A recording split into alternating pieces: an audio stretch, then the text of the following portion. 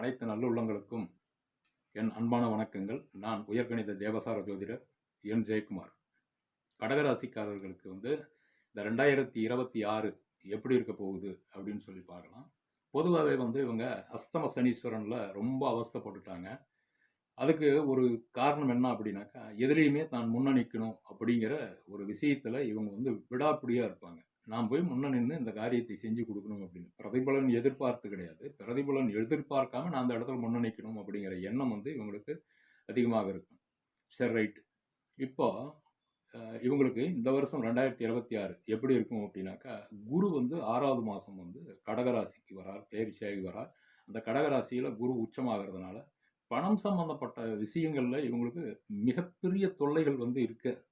இவங்க கொஞ்சம் பணத்தில் உஷாராகவே இருப்பாங்க. ஆனால் ஒரு சில நேரத்தில் ஏமாந்துருவாங்க.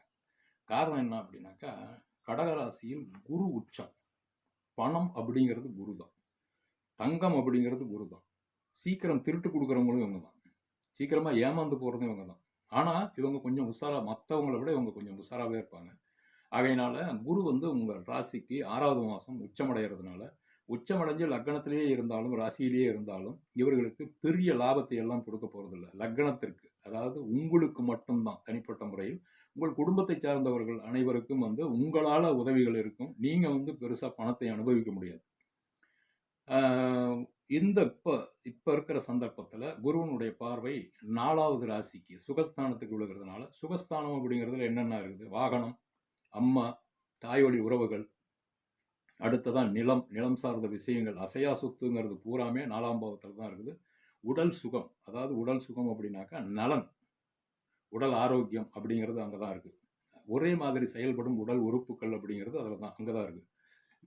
இந்த விஷயங்கள் பூராமே உங்களுக்கு 6வது மாதம் வரைக்கும் எந்த ஒரு கோளாறும் இல்லாமல் சுபிச்சமாக இருக்கும். இதை அப்படியே கண்டினியூவாக காப்பாற்றிக்கணும். நீங்கள் 6 மாத காலத்துக்கு இது இப்படியே இருக்க அதை காப்பாற்றிக்கணும். அடுத்ததாக குரு பார்வை லக்னத்துக்கு 6ஆம் பாவத்தில் விழுகிறதுனால ருணரோக சத்ருஸ்தானம் அப்படிங்கிறதும் உடல் உழைப்புக்கு உண்டான காரகமும் அதுதான். அந்த ருணரோக சத்ரு அப்படிங்கிற வியாதி, கடன், எதிரி அப்படிங்கிறதும் மட்டுப்பட்டு இருக்கும். அதை பெருசாக வளர விடாது, தடுத்துக்கிட்டே இருக்கும். வழக்கு, கோர்ட்டு கேஸ் இந்த மாதிரியான சமாச்சாரங்கள் இருந்தால் எப்படியாவது கஷ்டப்பட்டு இந்த தடவை ஜெயிச்சிருங்க. நிச்சயமாக உங்களுக்கு வெற்றி கிடைக்கும். அரசியல் சம்மந்தப்பட்ட ஆட்களுக்கு அரசியல் சம்மந்தப்பட்ட அரசியல்வாதிகளுக்கும் அரசு துறையில் வேலை செய்து கொண்டிருப்பவர்களுக்கும் இது அற்புதமான நேரம். இந்த 6 மாத காலம் இதை அற்புதமாக பயன்படுத்திங்க. எதிரிகள் தொல்லை இருக்காது உங்களுக்கு. எதிரிகள் எல்லாம் அடக்கி வைக்கப்பட்டிருப்பார்கள். அடுத்ததாக குருவனுடைய பார்வை 8வது ராசிக்கு விழுகுது. 8ங்கிறது அசிங்கம், அவமானம், திடீர்னு வரக்கூடிய பொருட்கள், திடீர்னு வரக்கூடிய ஒரு செல்வம். அப்படி லாட்டரி டிக்கெட்டில் ப்ரைஸ் விழுவுது, புதையல் கிடைக்குது அப்படின்னாலும் 8ஆம் பாவத்தின் மூலியமாகத்தான் உங்களுக்கு வரும். திடீர்னு வர்ற பிரச்சனைகளும் அங்கேருந்து தான் வரும். விபத்து அப்படிங்கிறதும் அங்கேருந்து தான் வரும். காப்பீடு, இன்சூரன்ஸ் பணம் வர்றது அப்படிங்கிறதும் அந்த 8ஆம் பாவத்திலிருந்து தான் வரும். அதனால் இந்த 8வது ராசிக்கு உண்டான அத்தனை விஷயங்களும் இப்போ உங்களுக்கு சாதகமாக தான் இருக்கும். 6, 8 உங்களுக்கு குரு பார்வை இருந்துச்சுனாவே பிரச்சனைகள் உங்களுக்கு கம்மி. 6வது மாதம் வரைக்கும் கொஞ்சம் ஸ்டெடியாக இருப்பீங்க. இந்த ஸ்டெடியை அப்படியே பயன்படுத்திங்க. அதுலேயும் உங்களுக்கு 2ஆம் பாவத்தையோ, 4ஆம் பாவத்தையோ, 6ஆம் பாவத்தையோ, 10ஆம் பாவத்தையோ தொடர்பு கொள்ளும் திசாபுத்திகள் நடந்தது அப்படின்னாக்கா உங்களுக்கு அருமையான காலம் இது. இந்த குரு பெயர்ச்சி நடந்தாலும் உங்களுக்கு ஏற்றத்தாழ்வுகள் அப்படிங்கிறது, தாழ்வுகள் அதிகமாக இருக்காது. நல்ல திசாபுத்திகள் நடந்துச்சுனாக்கா இந்த வருடம் முழுவதுமே உங்களுக்கு அற்புதமான பலன்கள் நடக்கும். ராகு இருக்கிற இடம் தான் சரியில்லை. குரு பார்வை 6வது மாதம் வரைக்கும் இருக்குது. குரு பார்வை விலகினதே, குரு லக்னத்தில் உங்கள் ராசிக்கு உச்சமடைஞ்ச உடனே அந்த ராகுவுக்கு கிடைச்ச குரு பார்வை கிடைக்காது. அப்போ என்ன ஆகும் அப்படின்னாக்கா, ராகு இருக்கக்கூடிய இடத்தை பயமுறுத்திக்கிட்டே இருப்பார். பாம்பு இல்லையா, ஆகையினால எதிரிகளை கொஞ்சம் சீண்டி விடுவார். கொஞ்சம் சின்ன சின்ன பிரச்சனைகளை கொண்டு வந்து விடுவார். திடீர்னு யார் மூலியமாவது ஒரு பிரச்சனைகள் விடுவார். அப்போ நீங்கள் என்ன பண்ணணும் அப்படின்னாக்கா, நாக்கை அடக்கி வச்சுக்கணும். காரணம் என்னன்னா, ராகு 8ல் இருந்துச்சுன்னா கேது 2ல் இருக்கும். அப்போ வார்த்தைகளின் மூலியமாக உங்களை சீண்டி விடுவார் கேது. 2ஆம் இடம் அப்படிங்கிறது கொஞ்சம் தடைகளை ஏற்படுத்தும். குடும்ப சமாச்சாரத்திலையும், குடும்ப விஷயத்திலையும், குடுக்கல் வாங்கல்லையும் கொஞ்சம் தடைகளை ஏற்படுத்துவார். ஆகையினால பேச்சுவார்த்தையை மட்டும் கொஞ்சம் கவனக்குறைவாக பேசாதீங்க. பேச்சுவார்த்தையில் மட்டும் கொஞ்சம் உஷாராக இருந்துக்கிட்டீங்கன்னாக்கா உங்களுக்கு எந்த ஒரு பிரச்சனைகளும் வராது. அடுத்ததாக சனீஸ்வரனுடைய பார்வை 3வது ராசிக்கு விழுகிறதுனால உங்களுக்கு தைரிய குறைவு இருக்கும். சகோதரன் மூலியமாக, இளைய சகோதரன் மூலியமாக ஏதாவது ஒரு பிரச்சனைகளை உண்டாக்கும்.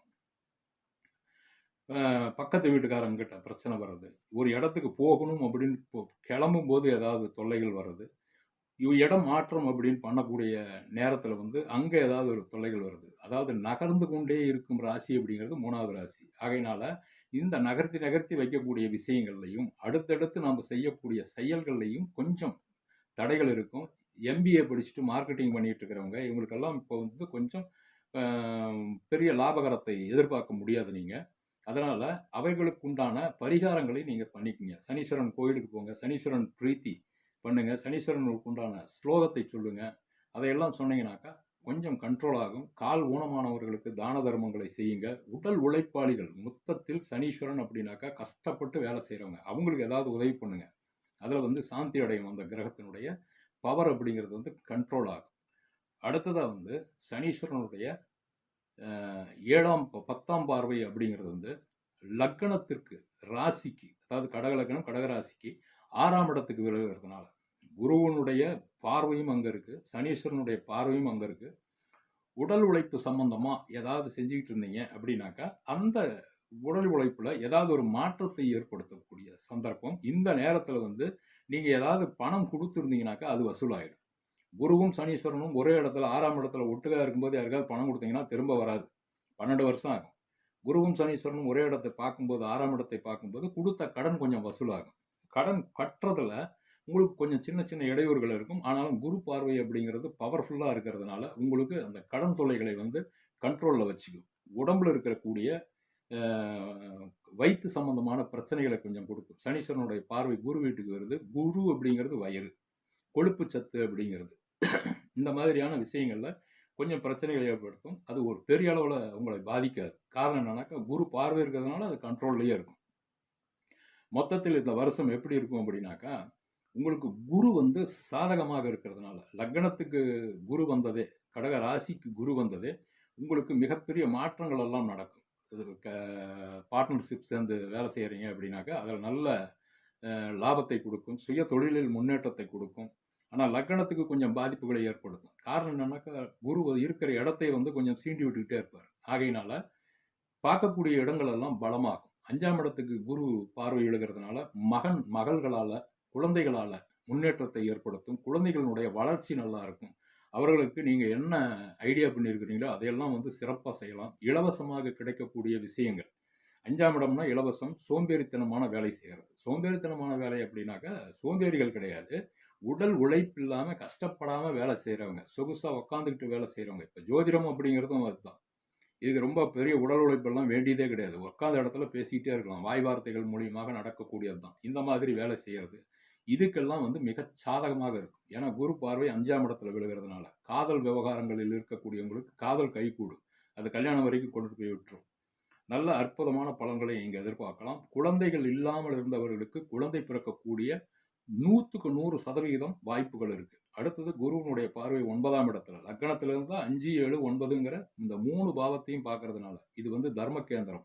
இதுக்கு குரு பார்வை இருந்துச்சுனாவே கர்ம வினைகளின் தாக்கம் பெருசாக இருக்காது. ஆகையினால குரு 9ஆம் இடத்தை பார்க்கறதுனால கோயில் குளங்களுக்கு டொனேஷன் கொடுக்கறது, கோயில் குளங்களுக்கு போவது, வெளிநாட்டில் விசா கிடைக்கிறது, ரொம்ப நாளாக வெளிநாடு போகணும்னு காத்துக்கிட்டு இருந்தவங்களுக்கெல்லாம் வெளிநாடு போகக்கூடிய சந்தர்ப்பத்தை ஏற்படுத்தும். அடுத்ததாக வந்து வெளிநாட்டில் வசிக்கக்கூடியவர்களுக்கு வேலையில் வந்து முன்னேற்றத்தை ஏற்படுத்தும். தந்தை வழி சொத்து, தந்தை வழி உறவுகள் மூலியமாக ஆதாயம், தந்தை வழி மூலமாக ஏதாவது சொத்துக்கள் வர வேண்டி இருந்துச்சுன்னா அது இந்த தடவை வந்துடும், கண்டிப்பாக வந்துடும். கோயில்களுக்கு நீங்கள் டொனேஷன் கொடுக்கணும்னு நினச்சிக்கிட்டு இருந்தீங்கன்னாக்கா அதுவும் வந்து உங்களுக்கு சக்ஸஸ்ஃபுல்லாக கொடுத்து முடிச்சிடலாம். இந்த தடவை வந்து அந்த விஷயங்கள் எல்லாம் கைகூடி வரும். இதில் ஒரு சமாச்சாரத்தை சொல்லிக்கிறேன். உங்களுக்கு வந்து ப்ளஸ் அதிகப்படுத்தணும், மைனஸை வந்து கம்மி பண்ணணும் அப்படின்னாக்கா கடகராசியில் பிறந்த நீங்கள், உங்களுக்கு வந்து கடவுள் உங்கள் ராசிக்கு உண்டான அதி தெய்வம் அப்படிங்கிறது வந்து திருப்பதி ஏழுமலையான். இப்போ சந்திரனுக்கு உண்டான ஒரு பவர்ஃபுல்லான காடு எது அப்படின்னாக்கா அம்பாள், ஆதிபராசக்தி. அம்மன் அப்படின்னா பொதுவாக அம்மன், மாரியம்மன் இந்த மாதிரி தெய்வங்களுக்கு திங்கட்கிழமை காலையில் 6 to 7 மணிக்கு நீங்கள் ஒரு குடம் தண்ணி எடுத்துக்கங்க. எடுத்துக்கிட்டு கோயில் வாசல் திறந்த உடனே அந்த முன்னாடி பலிபீடம்னு இருக்கும், அங்கே அந்த ஒரு குடம் தண்ணியை ஊற்றிடுங்க. ஊற்றிட்டு அம்பாளுக்கு வந்து வெள்ளை நிறத்துல மாலையவோ இல்ல பூவையோ வாங்கிட்டு போய் கொடுங்க, அர்ச்சனை பண்ணட்டும். அம்பாளை மனப்பூர்வமா வேண்டிக்கிங்க, பிரச்சனைகள் குறையணும் அப்படின்ட்டு வேண்டிக்கிட்டு, அந்த நாள்லயே ஏதாவது தர்மம் தர்மம் பண்ணுங்க. தர்மம் அப்படின்னாக்கா உணவு பலகாரங்கள், உணவு பதார்த்தங்கள். சந்திரன் அப்படின்னா பாலு, உணவு. அழுகிப் போகும் பொருட்கள் அனைத்துமே சந்திரனோட சேர்ந்தது. ஆகையினால சந்திரனுக்கு சம்பந்தமான உணவுகளை தர்மம் பண்ணுங்க, தானம் பண்ணுங்க. தயிர் சாதம் கொடுங்க, பால் சாதம் கொடுங்க. பால்னால் செய்யப்பட்ட பொருட்களை தானம் பண்ணுங்க. முக்கியமா என்ன அப்படின்னாக்கா, கால் ஊனமா இருக்கிறவங்க, கண் ஊனமா இருக்கிறவங்க, உடல் உழைப்பாளிகள், கஷ்டப்பட்டு வேலை செய்றவங்க, இந்த வண்டி இழுக்கிறவங்க, வயதான வியாபாரிகள், இவங்களுக்கெல்லாம் வந்து சாப்பாடு வாங்கி கொடுங்க. உங்களுக்கு பெரும்பாலான பிரச்சனைகள் தீர்ந்து நீங்கள் அற்புதமாக ஐஸ்வர்யத்தோடு வாழ்வீங்க. அது வேணா உறுதி. இது சின்ன சிம்பிளான பரிகாரம் தான். இதை செய்யறதுல உங்களுக்கு பெரிய தடைகள் எல்லாம் எதுவும் இருக்காது. ஆகையினால இந்த வருஷத்தில் வரக்கூடிய தீவினைகளை குறைத்து நல்வினைகளை நீங்கள் அற்புதமாக அனுபவிக்க வேண்டும். அதற்கு இந்த பிரபஞ்ச பேராற்றல் உங்களுக்கு உதவ வேணும்னு கேட்டுக்கிட்டு மீண்டும் அடுத்த பதிவில் சந்திப்போம். நன்றி, வணக்கம்.